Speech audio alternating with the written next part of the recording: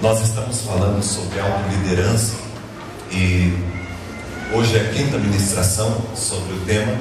Nós vamos terminar na semana que vem esse tema. Se você quer ouvir as outras ministrações, você pode depois pedir para o Paulo ali, tá? E a gente vai preparar depois um CD com todas as ministrações. Você pode pegar ali atrás, você pode também, por WhatsApp a gente passa para você, as pregações estão sendo filmadas, todas essas, e aí você pode ver para multiplicar e passar para quem você quiser, tá bom? Hoje é a 5ª ministração, nós já ouvimos a palavra hoje pela manhã, e Deus já tem falado muito ao nosso coração. Eu queria que você prestasse muita atenção, porque essa palavra tem a ver com a tua vida. Quando você sair daqui hoje, você vai falar: olha, essa palavra tem a ver com a minha vida, tá? Tenho certeza disso. E foi assim que aconteceu hoje pela manhã, tá? O que é autoliderança? Autoliderança é a capacidade que nós recebemos de cuidar da nossa própria vida. A gente tem muita dificuldade em cuidar da nossa vida. A maioria das pessoas tem muita dificuldade em cuidar da sua própria vida. Esse tema autoliderança é um tema muito importante, porque nós temos uma demanda de coisas para cuidar na nossa vida, no nosso dia a dia. Tem alguns aqui que tem empresa, você tem família, você tem as suas responsabilidades com a escola, enfim, nós temos nossos relacionamentos, e todos estes lugares em que nós atuamos exigem de nós que nós tomemos decisões, que nós estejamos agindo de uma forma ou de outra. Mas se a gente não consegue cuidar da nossa própria vida, nós vamos ter muita dificuldade em cuidar das coisas que estão ao nosso redor. E às vezes até a gente se envolve com um monte de coisa, porque na verdade nós estamos fugindo da responsabilidade de cuidar da nossa vida. Às vezes a gente se envolve com uma série de coisas porque a gente não quer parar para se olhar, para se perceber e para tomar decisões a respeito da nossa vida que são necessárias e que são importantes. Quando a gente fala sobre autoliderança, nós estamos falando sobre essa capacidade que Deus nos deu de gerir a nossa própria vida, de cuidar da nossa própria vida. E eu quero muito que você entenda que a tua vida não precisa ser uma vida fracassada porque você cresceu numa família fracassada. A tua vida não precisa ser um desastre porque você teve pais que foram desastrados. A tua vida não precisa ser uma miséria porque você nasceu num lugar miserável. A tua vida não precisa ser uma mentira se mentiram para você desde quando você era pequeno. A tua vida não precisa ser uma solidão, um abandono, porque você foi abandonado, você foi largado quando você era uma criança ou quando você era um adolescente. A tua vida não precisa ser violenta porque você foi violentado. A tua vida não precisa ser uma vida de derrota porque você teve derrotas no passado. Você tem a condição de construir e de reconstruir a tua vida tantas vezes quantas forem necessárias.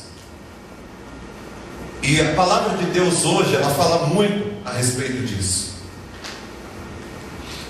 Tem muita gente que deixou muita coisa para trás. Tem uma frase de Steve Jobs que ele diz o seguinte: cada sonho que você deixa para trás é um pedaço do seu futuro que deixa de existir. E quantas coisas a gente não foi deixando para trás ao longo da nossa vida? Quantas coisas você não deixou para trás? Cada pedacinho, cada sonho que a gente deixa para trás é um pedaço da vida que ficou. E muitas coisas nós podemos retomar. Muitos sonhos nós podemos vivê-los na nossa vida. Por isso que eu estava em casa pensando e orando dentro daquilo que eu falaria hoje. E desde a semana passada, confesso para os irmãos que desde o domingo à noite da semana passada, Deus tem batido no meu coração com essa palavra que eu vou trazer para vocês hoje, que fala a respeito de desistência, de abandono, de sentimento de derrota e de fracasso. E o tema que eu quero trabalhar com você é esse. Uma pergunta, na verdade. Já passou em algum momento pela tua vida, pela tua cabeça, a ideia de jogar toalha? Ou está passando pela tua cabeça a ideia de jogar toalha? Jogar toalha é um termo que apareceu na época do boxe, lá do auge do boxe, do pugilismo e tal, e aí quando estava tendo a luta, de repente alguém jogava toalha e aí a luta acabava, estava desistindo da luta. E jogar toalha tem essa ideia de desistir, de voltar atrás, de parar, de reconhecer que a adversidade, o problema que você tem é maior do que você não vai conseguir dar conta, então você se entrega. Você já sentiu na tua vida em algum momento o desejo de jogar toalha? De desistir? Quem sabe do teu casamento? Olha, eu não aguento mais, eu vou jogar toalha. Não dou mais conta. Quem sabe da tua vida profissional, do teu trabalho, você diz, olha, eu não estou dando conta, eu vou jogar toalha, eu quero jogar toalha. Eu quero desistir, eu quero parar. Na tua fé, diz, olha, eu não estou dando conta, eu quero parar, as coisas pioraram, estão muito difíceis, eu quero jogar toalha, eu quero parar de crer, parar de confiar. Como filho. Até interessante, essa semana eu estava conversando, o tema, na verdade, surgiu na terça-feira, eu estava conversando com uma mulher, uma mãe, uma senhora já, e ela disse para mim, pastor, eu já estou a ponto de jogar toalha com meu filho. E não são poucos os pais que estão a ponto de jogar toalha. Olha, eu não aguento mais. Tenho tentado, tenho lutado, eu não aguento mais. Às vezes com a própria vida, né? Um mês atrás, mais ou menos, uma quarta-feira à noite, eu saí aqui da igreja, fui para casa, senti no coração o desejo de mandar uma mensagem para uma pessoa que não é daqui de Cambé, é de uma outra cidade, um homem. E eu mandei a mensagem, era 1h05 da madrugada. Ele me respondeu na mesma hora. Obrigado. É Deus falando comigo. Ele estava desde as 9 horas num lugar escuro, no meio do mato. E ele estava no meio do mato com tudo apagado, as luzes apagadas, esperando a coragem para poder dar cabo à sua vida. Deixou a filha dele no aniversário e foi para o mato. E ficou no mato. E ele disse o seguinte, pastor, na hora que eu falei, Deus, se tem ainda alguma coisa, me dá alguma dica, me dá uma mensagem, me fala alguma coisa, me fala alguma coisa. Diz que na hora que ele falou isso, tocou a mensagem da Zara. Ele foi ver uma mensagem. Estava querendo jogar lá. E passando por muitas dificuldades. E talvez você esteja passando por um momento desse, talvez você passe por um momento desse, talvez você passou por um momento desse. Como que é isso, pastor? Eu quero ver com você a história, uma situação muito parecida daquilo que a gente está falando, que aconteceu com um homem de Deus, tá? E eu peço que você preste atenção, porque não é qualquer homem de Deus que aconteceu isso. Olha só o que diz, vai aparecer o texto aqui na frente, tá? 1 Reis, capítulo 19, os versos 3, 4 e 5. 1 Reis, capítulo 19, versos 3, 4 e 5. Olha o que diz a palavra do Senhor. Temendo, pois, Elias, o profeta, levantou-se e para salvar a sua vida, se foi. E chegou a Berseba, que pertence a Judá. E ali deixou o seu moço, o rapaz que andava com ele. Ele mesmo, porém, se foi ao deserto, caminho de um dia, e veio e se assentou debaixo de um zimbro, e pediu para si a morte, e disse, basta, toma agora, ó Senhor, a minha alma, pois eu não sou melhor do que os meus pais. Deitou e dormiu, debaixo do zimbro. Eis que um anjo tocou e lhe disse, levanta-te e come. Um homem de Deus passou por um momento de jogar toalha. E a primeira coisa que eu fiquei pensando quando me veio ao coração esse texto, no domingo passado, é quem era esse homem.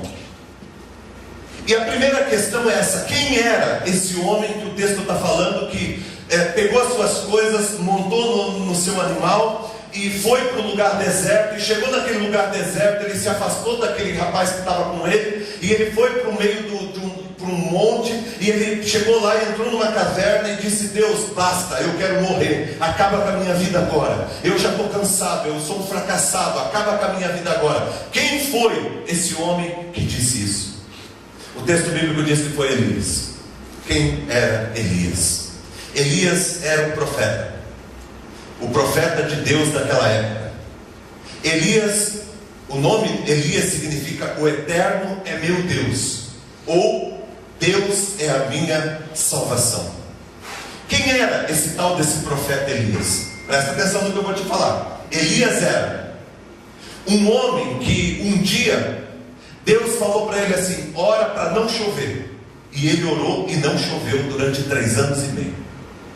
E depois Deus disse assim para ele: ora para que chova. E ele orou e choveu. Elias era um profeta que um dia ele foi na casa de uma mulher e o filho dela tinha morrido, e ele orou pelo filho dela e o filho dela ressuscitou. Elias era um homem, um profeta, que estava andando por um caminho junto com o seu companheiro, e um exército inimigo se levantou contra eles, apareceu, e aquele jovem ficou desesperado, e Elias disse: vamos orar. E eles oraram, e quando eles abriram os olhos, havia um exército celestial em volta deles, que era 10 vezes maior do que aquele exército inimigo. Ele disse para o moço: Deus está cuidando de nós. Quem era Elias? Elias era o cara, o profeta, que venceu os 400 profetas de Baal. Um dia se levantou um desafio enorme, e os profetas de Baal disseram: Baal é o nosso Deus. E Elias disse: só existe um Deus. E então eles fizeram um desafio, e os 400 profetas de Baal fizeram uma oferta para oferecer ao seu Deus. E eles fizeram de tudo, e o seu Deus não consumiu aquela oferta, porque o seu Deus não existia. E aí Elias, sozinho, ele vai, prepara uma oferta, e ele ora, e Deus, vem um fogo do céu com uma língua e lambe aquela oferta. E aí Elias vence os 400 profetas de Baal. Um homem tremendamente usado por Deus. Aliás, quando a gente vai olhar Jesus Cristo, quando estava aqui, lembra que Jesus foi para o Monte da Transfiguração, e lá Jesus estava com os seus discípulos, e de repente apareceu Moisés e apareceu Elias, um grande profeta, um grande homem de Deus. Elias foi um homem de Deus que não viu a morte. Diz a palavra de Deus que ele foi elevado numa carruagem de fogo, ele não viu a morte. Quem era esse homem que de repente joga a toalha e diz: olha, eu não quero mais, eu estou cansado? Esse homem era Elias, nada mais, nada menos do que Elias. O que eu quero dizer para você, igreja? Presta atenção. Todos nós podemos passar por momentos em que queremos jogar a toalha. Eu achei interessante, um dia chegou para mim uma pessoa e falou assim: eu estava passando por um momento difícil, há muito tempo atrás, e uma pessoa chegou e disse assim para mim, falou: pastor, como que o senhor está passando por um momento assim, que o senhor está tão assim? O senhor não é um pastor? Como pastor, eu também passo por momentos difíceis, que eu quero jogar a toalha. O próprio Jesus Cristo chegou um momento em que ele queria jogar a toalha. Passou pela cabeça dele, ele chegou a dizer para o Pai: Pai, se for possível, afasta de mim esse cálice. Todos nós passamos por momentos que às vezes a gente não dá conta, e a gente quer jogar a toalha. Elias era um grande homem de Deus, só que lá em Tiago, capítulo 5, versículo 17, diz que ele era um homem como nós somos, sujeito aos mesmos temores, aos mesmos sentimentos. Ele passou pelas mesmas coisas que nós passamos. Um homem de Deus, uma mulher de Deus pode passar por momentos em que quer jogar a toalha. O segundo momento dessa ministração tem a ver com o contexto. O que levou Elias, presta atenção para você entender, o que levou Elias a querer jogar a toalha? Um homem que era tão usado por Deus, um homem que foi tremendo nas mãos de Deus, um homem que ressuscitou quem estava morto, um homem que orou para não chover e não choveu, um homem que orou para chover e choveu, um homem que venceu os 400 profetas de Baal, um homem que foi o instrumento de Deus no seu tempo. O que levou Elias a querer jogar a toalha? A querer desistir. O que levou? O que estava acontecendo? Qual era o contexto? Eu vou contar para você o que acontece nesse momento aqui em que Elias chega a essa conclusão. Olha só o que estava acontecendo. Olha aqui para mim. Elias era o profeta do povo de Deus. O povo de Deus tinha se desviado de Deus, estava vivendo por outros caminhos, estava adorando outros deuses. Havia uma adoração ao deus Baal muito grande. Baal era o deus da riqueza, era o deus da prosperidade, das grandezas materiais, era o deus da fama, do poder. E as pessoas estavam todas recorrendo a esse deus. E Elias, ele tentou por muitas vezes e de muitas formas convencer o povo de que eles estavam indo por um caminho errado, um caminho de idolatria, um caminho que iria levar eles para um lugar que não seria bom. Ele tentou de muitas formas convencer, só que o povo estava cada vez mais buscando aquilo que lhes ardia o coração. E Elias, ele tinha um outro grande problema. O rei Acabe, que era o rei do povo de Deus, ele casou com uma mulher que era prostituta, Jezabel, e ela era adoradora de Baal. Jezabel, ela tinha um ódio de Elias, e ela queria matar Elias. E aí Elias está pregando para que o povo se volte para Deus. E o povo não quer voltar-se para Deus, o povo quer continuar na idolatria, continuar servindo aquele Deus Baal. E aí acontece um desafio. O desafio qualquer: vamos nos reunir num lugar, vocês vão clamar o Deus de vocês, e depois eu vou clamar o nosso Deus também, e vamos ver qual Deus é verdadeiro, o que recebeu oferta. E aí aparecem 400 profetas de Baal, e eles então fazem uma oferta, preparam uma oferta, e eles começam a fazer os rituais deles, e faz e cansa fazendo, e não acontece nada. Passou um tempo,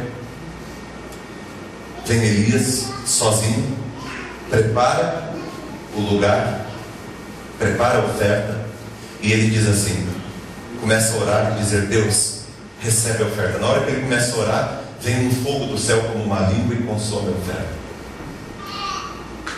Elias teve uma grande vitória sobre os 400 profetas de Baal. Quando ele volta para casa, ele recebe um recado, e o recado é de Jezabel. E o recado de Jezabel é: não vai o sol se pôr novamente no dia de amanhã sem que você esteja morto. Eu vou te matar. Recado de Jezabel para Elias. Na hora que ela dá esse recado, Elias foge. E aí acontece esse momento de depressão, de angústia na vida de Elias. Ele foge. Ele foge desesperado. Nós também passamos por momentos de angústia que machucam a gente, que fazem com que a gente também fuja, também escape. E às vezes entre no estado de depressão, de angústia e de medo da própria vida. Talvez você esteja passando por um momento em que você tem querido jogar a toalha. Eu quero dizer para você algumas coisas nessa noite. Isso tem a ver com a história daquele homem. A pergunta é: por que Elias desejou jogar a toalha? Primeiro, Elias desejou jogar a toalha porque ele estava olhando para as circunstâncias que aparentemente não mudavam. Ele estava um tempão tentando convencer aquelas pessoas de que eles estavam indo para um caminho errado, e ele não estava conseguindo. E ele começa a olhar para as circunstâncias que pareciam piorar. E quem sabe você tem olhado para as circunstâncias da tua vida, e as circunstâncias da tua vida parecem piorar. Quanto mais você busca, quanto mais você se coloca diante de Deus, quanto mais você busca um caminho, mais as adversidades aparecem e parecem querer consumir você. Elias começou a olhar para as circunstâncias, e as circunstâncias começaram a agredi-lo, de tal forma que ele entrou num estado de medo muito grande, a ponto de querer tirar a sua própria vida. Nós queremos jogar a toalha quando a gente começa a olhar para as circunstâncias e deixa de olhar para Deus, e deixa de olhar para o Senhor, de um Deus que está cuidando da nossa vida. Nós passamos por dificuldades e por adversidades. Se eu fosse ouvir as histórias de vocês aqui, tem pessoas aqui que têm histórias que são tremendas, de sofrimento, de angústia, de momentos difíceis que vocês atravessaram, e com forças que vocês nem sabem de onde que veio, mas Deus deu força para vocês vencerem aquela etapa da vida de vocês. As circunstâncias, quando a gente começa a olhar para elas, muitas vezes a gente fica desesperado. Talvez você esteja passando por um momento assim, porque você está olhando para as circunstâncias. Lembra de Pedro? Pedro que andou sobre as águas? Diz a palavra que quando ele estava olhando para Jesus, ele andava sobre as águas. Quando ele começou a olhar para as circunstâncias, ele começou a afundar. Ele começou a afundar. Jesus um dia estava andando com os discípulos, e eles entraram no barco, e Jesus disse: nós vamos para o outro lado. E quando eles estavam indo para o outro lado, Jesus foi dormir e começou uma tempestade. E essa tempestade só foi piorando. E na hora que essa tempestade foi acontecendo, os discípulos foram ficando desesperados, tentaram de toda forma segurar o barco, mas o barco estava para afundar, e eles ficaram desesperados, porque eles estavam olhando para as circunstâncias. Às vezes nós convidamos Jesus para entrar na nossa vida, Jesus para entrar no nosso barco, mas mesmo assim a gente está passando por um momento difícil, a gente começa a olhar para as circunstâncias e começa a ficar desesperado. Talvez você esteja querendo jogar toalha na tua vida porque você está olhando para as circunstâncias. Quero convidá-lo nessa noite para você olhar para o Senhor, olhar para Jesus. Quando o exército de Golias afrontou o exército de Deus e Davi apareceu lá, os soldados, o exército de Deus estava com medo, porque eles estavam olhando para o tamanho do gigante. O rei Saul estava dentro da tenda escondido, porque ele estava olhando para o tamanho do gigante. E quando o gigante falava, eles tremiam. Mas Davi apareceu lá, e durante todo o tempo Davi, ele não olhou as circunstâncias, ele olhou para o seu Deus. Porque as circunstâncias de Davi eram as mais adversas. Eu falei na semana passada. Primeiro, a família de Davi não acreditava nele. A família de Davi não acreditava nele. Tanto que ele não foi nem chamado para ser escolhido como rei na casa quando o profeta foi lá. O povo não acreditava em Davi. O rei Saul não acreditava em Davi. Nem o gigante Golias acreditava em Davi. Ninguém acreditava nele. As circunstâncias dele eram terríveis. Mas ele estava olhando para o Senhor. E aconteceu aquilo que parecia impossível. Ele venceu o gigante, porque ele não estava olhando para as circunstâncias, ele estava olhando para Deus, e ele estava olhando que aquele momento era o momento em que Deus tinha um propósito para a sua vida. Às vezes, quando a gente passa por um momento de dificuldade, a gente para de semear a fé na nossa vida.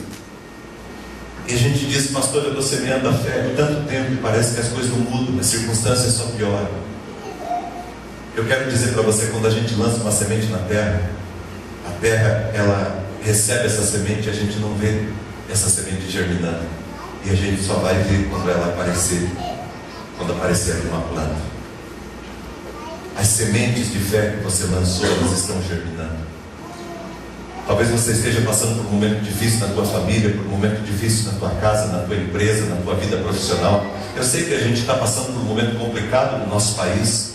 Eu sei que a gente tem problemas de relacionamentos e pessoas têm problema com filhos de relacionamento aqui. E talvez as tuas circunstâncias estejam adversas, mas eu quero convidá-lo para você olhar além das circunstâncias e para você ver o propósito, o cuidado de Deus na tua vida. Que Deus está cuidando de todas as coisas. Que Deus está cuidando da tua vida. Sabe o que estava acontecendo com Elias? Elias estava olhando para as circunstâncias. E isso fez com que ele quisesse jogar a toalha. Ele não conseguia ver o que Deus estava fazendo. ele não conseguia ver o que Deus estava fazendo. Ele estava olhando para as circunstâncias. Segundo, nós queremos jogar a toalha quando nós nos deixamos levar por um turbilhão de sentimentos. Quando a gente deixa sentimentos reinarem no nosso coração e na nossa vida. Quero repetir para você aqui: o fato de você ter passado por uma dificuldade na tua infância não significa que isso vai se repetir. O fato de você ter sido abandonado, de você ter sofrido, de você ter passado por situações adversas, não significa que a tua vida acabou. Você pode mudar a tua história. Você pode mudar a tua vida. Às vezes nós vamos guardando sentimentos e ressentimentos e mágoas no nosso coração, e nós vamos deixando essas coisas reinarem no nosso coração. Chegou um momento em que Elias deixou esses sentimentos começar a tomar conta da sua vida. O medo, o sentimento de fracasso, o sentimento de inferioridade. Quantas vezes a gente deixa essas coisas tomarem conta da nossa vida? Os discípulos mesmo no barco lá, quando Jesus estava dormindo, eles acordaram o Senhor e falaram: Senhor, o barco está afundando, e o Senhor não se preocupa com a gente, o Senhor não se importa com a gente. Quero dizer para você que não são os sentimentos que têm que ordenar a tua vida, mas é a tua vida que tem que ordenar os teus sentimentos. A gente se deixa muito conduzir por sentimentos, por coisas que estão... É você que tem o comando da sua vida. Eu gosto muito do Nelson Mandela, quando ele saiu daquele lugar que ele estava por 27 anos, e ele disse: eu sou o capitão da minha alma, eu exerço liderança sobre a minha vida, e eu não vou me deixar azedar por conta de um ambiente azedo que eu cresci, que eu fui formado. Pelo contrário, eu posso adoçar o mundo com a doçura que tem dentro de mim. Tem sentimentos, às vezes, que a gente vem carregando há tanto tempo, e a gente deixa que esses sentimentos vão dando norte para a nossa vida. Eu quero dizer para você que é você que dá ordem aos teus sentimentos, e não eles que dão ordem a você. Tem muita gente que tem vivido uma vida muito aquém daquilo que poderia viver, porque está amarrado a sentimentos e coisas que lhe marcam a vida. Jesus tem nos chamado para que a gente viva uma vida livre dessas coisas, para que você olhe para a tua vida e você veja que você tem valor, e que você é uma pessoa que pode construir uma vida que vale a pena e uma vida abençoada. Deus tem nos chamado para nós vivermos uma vida abundante, uma vida próspera no Senhor. Elias chegou e disse assim para Deus, quando Deus foi conversar com ele lá na caverna. Ele disse assim: Deus, eu estou desanimado porque eu estou sozinho. Eu sou um profeta sozinho, ninguém está comigo. Sabe o que Deus fala para ele? Elias, você está enganado. Além de você, tem 7.000 que não se prostraram diante de Baal. Você não está sozinho. Às vezes a gente acha que a gente está sozinho. Quem sabe você está passando por um problema e você acha que você está sozinha. Você não está sozinha. Tem outras pessoas aqui dentro mesmo que estão no mesmo barco que você, orando também, clamando também, que estão passando por um momento difícil também, como você está passando, e que muitas vezes estão orando por você. Eu gosto de saber, volta e meia eu encontro alguém da igreja e a pessoa diz: pastor, eu estou orando por você. Eu sei que tem gente orando por mim, eu não estou sozinho. Saiba que tem alguém orando por você, abençoando a tua vida, e você não está sozinho. Você está passando por uma luta, por uma dificuldade, você não está sozinha, você não está sozinho. Existem pessoas que estão passando por dificuldades e por lutas assim como você. E nós podemos transformar aquilo que parece ser o fim, um novo começo, uma nova história. Talvez você traga marcas de sentimentos e de coisas na tua vida. Você pode mudar essas coisas, em nome de Jesus. Elias estava com dificuldade, querendo jogar toalha, porque ele estava olhando para as circunstâncias, ele estava olhando para os sentimentos que brotaram dentro dele. E às vezes a gente também faz isso. Olhe para Deus e procure os melhores sentimentos que você tem dentro de você. Tem um texto de Madre Teresa que ela diz o seguinte, assim mesmo é o tema, né? Ela diz, olha, muitas vezes as pessoas são egocêntricas, ilógicas, insensatas. Perdoe as pessoas a si mesmo. Se você é gentil, as pessoas podem acusá-lo de egoísmo, de egoísta, interesseiro. Seja gentil a si mesmo.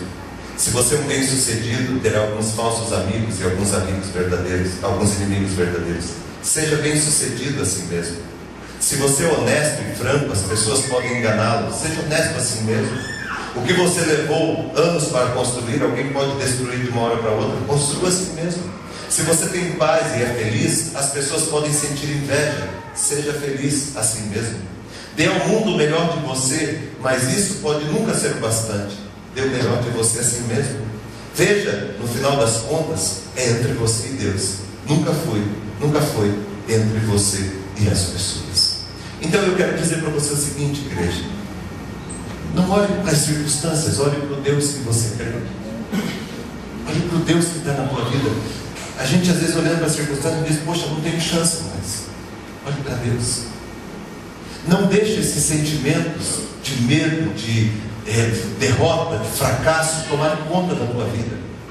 Ao contrário, busque assumir o controle da tua vida e dizer, não, eu é que vou dizer que sentimento eu vou ter, que sentimento eu vou alimentar no meu coração e na minha vida. E terceiro, por último, Elias queria jogar toalha por causa da oposição de Satanás, do levante do inimigo contra a sua vida. E todos nós enfrentamos o levante do inimigo contra a nossa vida, contra a nossa família. Todos nós. Eu sempre digo o seguinte, o inimigo não bate, ninguém bate em cachorro morto, né? Ninguém chuta cachorro morto. Se o inimigo se levanta contra a vida é porque ele sabe o potencial que nós temos como família para sermos instrumento de Deus, para sermos usados por Deus.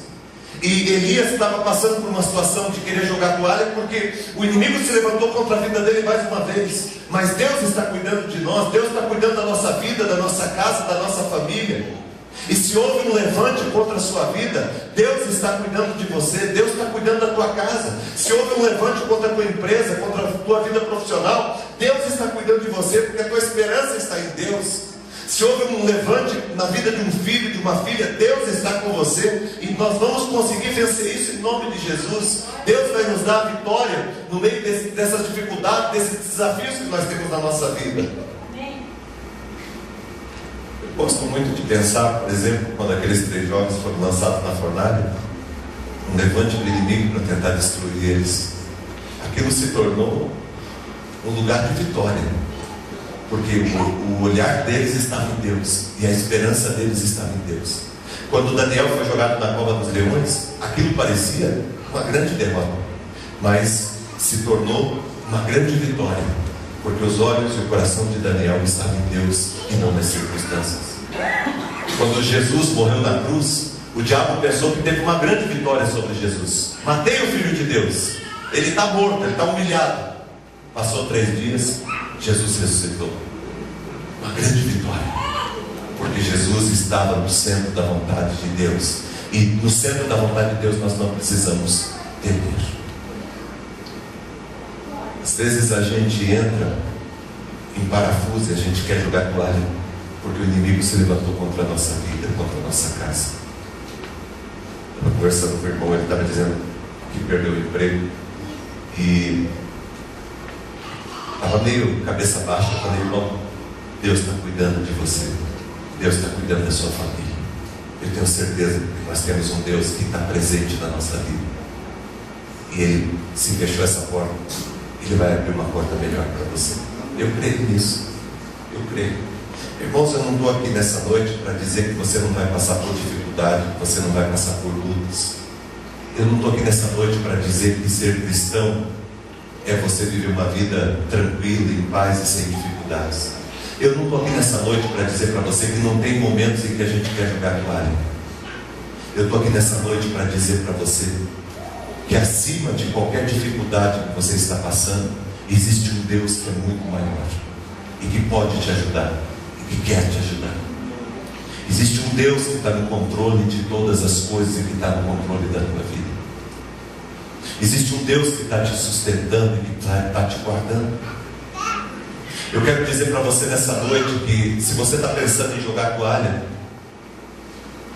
existe um Deus que está amando você, que está preparando algo para você e para a tua vida, para te abençoar. Se você tem deixado esses sentimentos reinar no teu coração, comece a colocar-se diante de Deus e dizer: Deus, me ajuda a tirar esse sentimento de derrota dentro de mim. Eu quero dizer para você também, se você está pensando em jogar toalha porque o inimigo se levantou contra a tua vida, ele já foi vencido na cruz do Calvário. E nós somos vencedores não por causa de nós, mas por causa dele.